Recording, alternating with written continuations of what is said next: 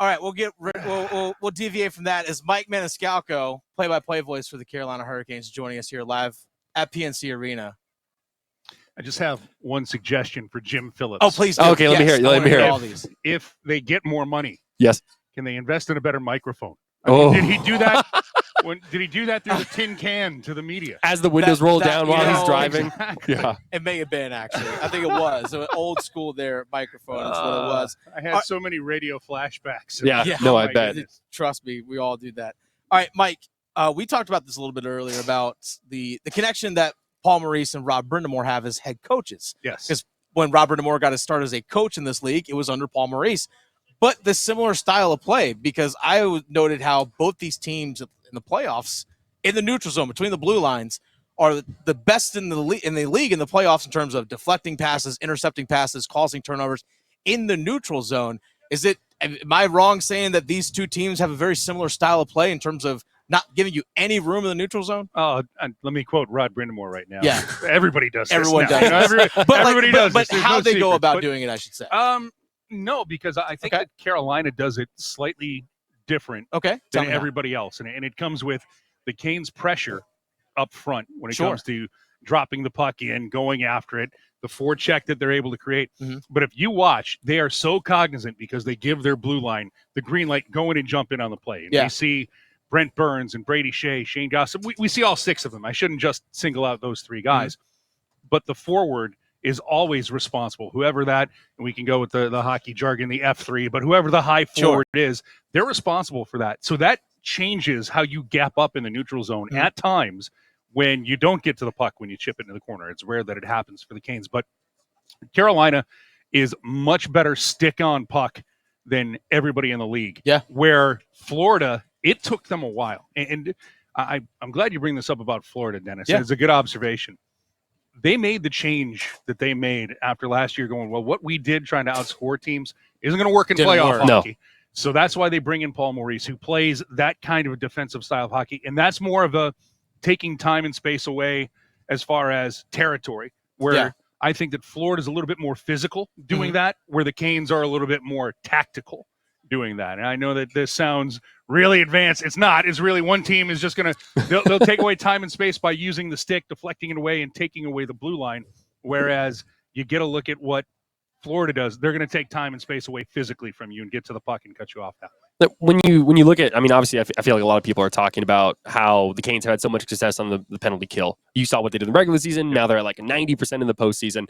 And you compare that to what Freddie is also doing when they're down a man. And I mean, I think he's like 9.4 some odd save percentage in those kind of situations. Only allowed one power play goal in the postseason. When you see the way that the penalty kill and Freddie are kind of like working together there, how much success are they having there? I mean, it all comes down to it, and everybody will tell you your number one penalty killer is your goaltender. You know, he's the guy who bails everything out when there are the breakdowns and when.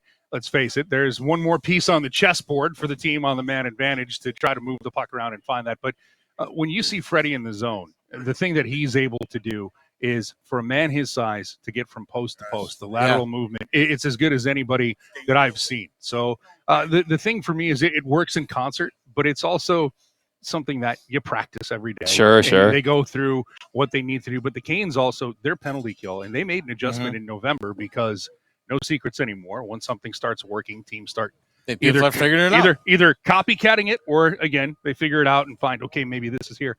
Canes made the adjustment to it. And for the goaltenders, they just tell them the same thing. Just stop the puck. We'll take care of the rest. Yeah. Simple enough. But it's for me, the good part about it is it doesn't matter if it's Freddie or if it's Antti Ranta or if it was Pyotr Kochetkov. They put the onus on the goalie, just keep it from going in the net. We'll handle the rest of it. And I think that's why it works so well. That's why the PK is so effective. That's Mike Maniscalco, play-by-play voice for the Carolina Hurricanes, joining us here live at PNC Arena. All right, final question for you here, 60 seconds. At what point in this game or this series are people going to, these Canes fans, hate Carter Verhaeghe, hate Matthew Tkachuk, hate Sam Bennett? I don't know about I mean, like, hey, but it was just in terms of like the physical style of play that those guys bring. And they're going to be in your face.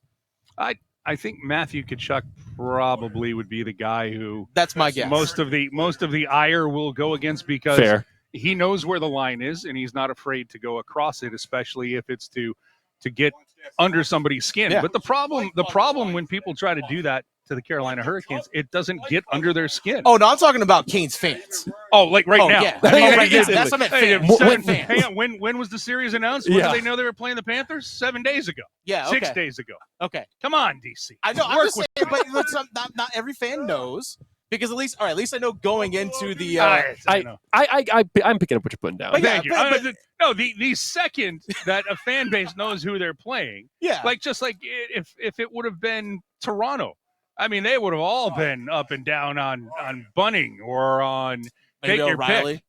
Ryan O'Reilly too. Yeah, but sure. But I mean, whoever in that first series against the Islanders, it was like, Matt Martin, like that guy, because the way he cross-checked Jordan Stahl, that kind of stuff.